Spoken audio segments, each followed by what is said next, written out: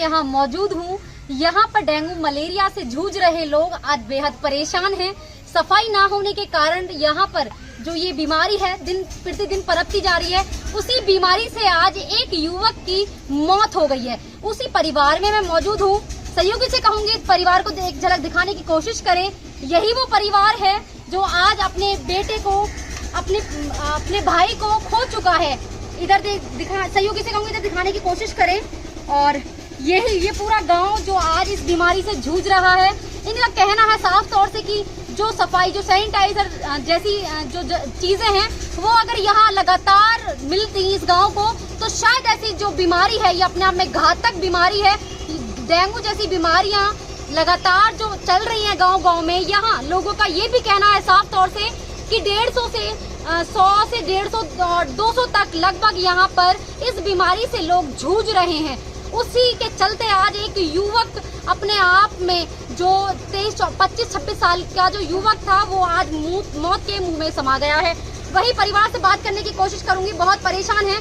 फिर भी जरूरी है बात करना, दिखाना है इस ब्लॉग को और इस ब्लॉग को बुलंदशहर को दिखाना है जिससे कि सीएमओ इस खबर को देखें और इस जल्द से जल्द यहाँ पर जो ये बीमारी है इससे जो लोग पीड़ित हो रहे हैं वो उससे कम हो। तो सहयोगी से थोड़ा सा आगे आए।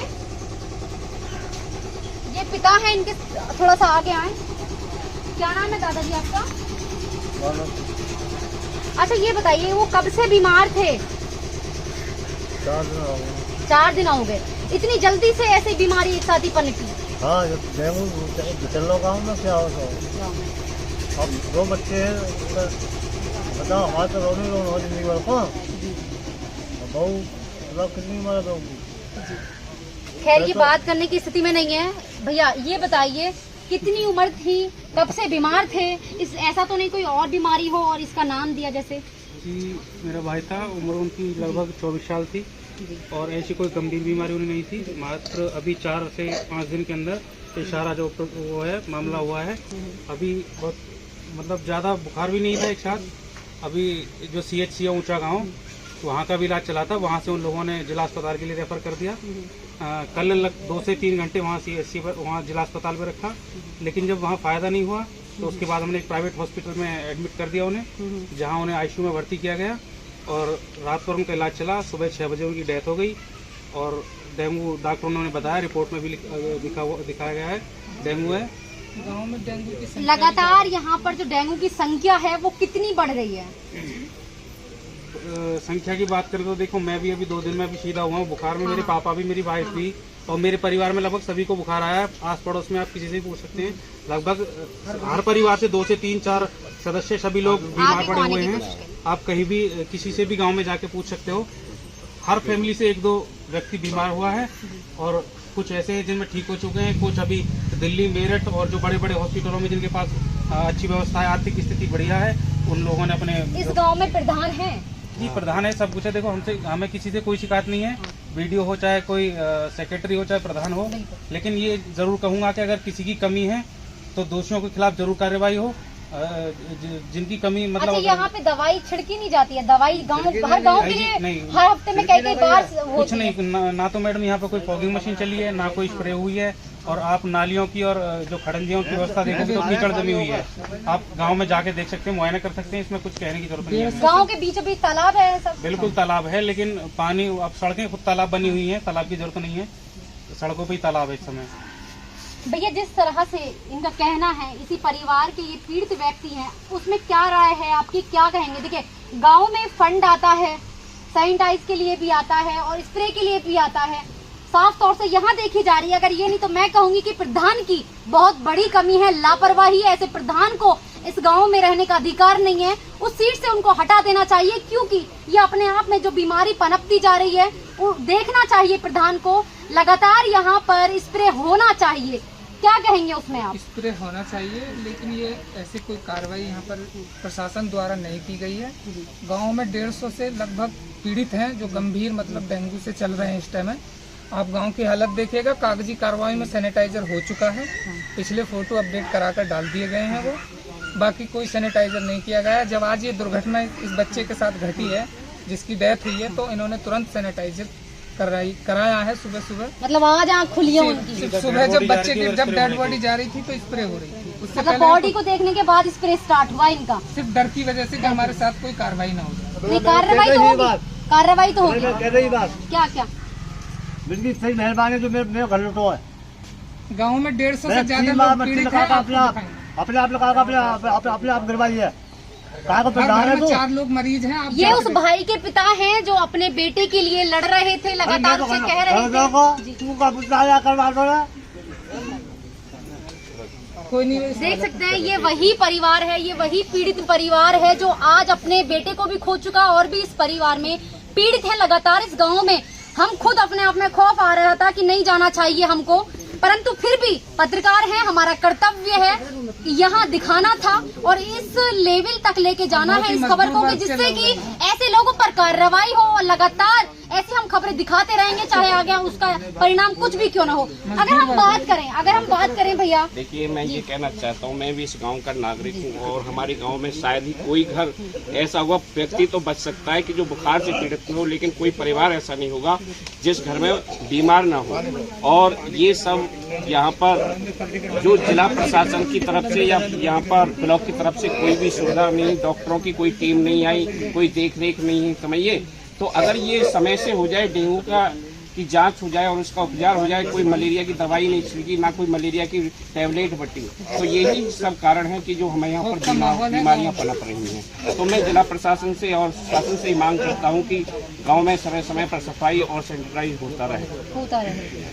कितने गांव में पीड़ित हैं फिलहाल? लगभग जितने परिवार हैं उतने हर परिवार में कोई ना कोई सदस्य बीमार है। कोई घर कोई नहीं ऐसा होगा बाकी जिसमें बीमार न हो। अगर एक परिवार में 4 सदस्य हैं तो 3 बीमार होंगे, 1 ही स्वस्थ होगा। जैसे मैं अपने घर में अकेला। कैसा डर लग रहा है अभी आपको? भय के माहौल में जी रहे डर ये लग रहा है कि अभी तक सीएमओ या अस्पताल की तरफ से यहाँ कोई सुविधा नहीं दी गई है। लोग घबराए हुए, मजदूर वर्ग को सूचित है, सबको सूचित है, बिल्कुल पूर्ण रूप से सूचित करा दिया गया है, लेकिन कोई यहाँ सुविधा अभी तक नहीं आई है। लोग मजदूर वर्ग के लोग हैं, प्राइवेट हॉस्पिटलों में अपना इलाज करा रहे हैं, इधर उधर से पैसा लेके करा रहे हैं। कुछ लोग सक्षम है, लेकिन 1/4 लोग ही सक्षम है। ये बहुत मजदूर वर्ग है। बुजुर्ग पिता हैं, लगातार हालत खराब होती जा रही है अपने बेटे को, जवान बेटे को खोने के बाद में यहाँ लगातार जो है गम का माहौल बना हुआ है। वहीं खौफ जैसी एक अपने आप में डर इनके दिल और दिमाग में बैठा हुआ है कि ऐसा ना हो कि आगे को ये दिक्कत बढ़े, और ये लगातार बढ़ने पर ही है। हम खुद बार बार यही कहेंगे कि हम खुद यहाँ आने से डर रहे थे, लेकिन खबर दिखाना जरूरी था, शासन प्रशासन में ये खबर पहुंचाना बेहद जरूरी था। लगातार यहाँ पर जो लोग इकट्ठा हैं, मैं सभी से रिक्वेस्ट भी करूंगी कि अपने आप में एहतियात बरतें। माता जी ये सहयोग से कहूँगी थोड़ा सा इधर आएं। माता जी मैं आपसे बात करूंगी। इधर कीजिए। बताइए, जिस तरह से आज यहाँ एक पिता ने अपने लाल को खो दिया है, वो कैसा, ऐसा नहीं होना चाहिए था? ऐसा नहीं होना चाहिए, सही बात होनी चाहिए।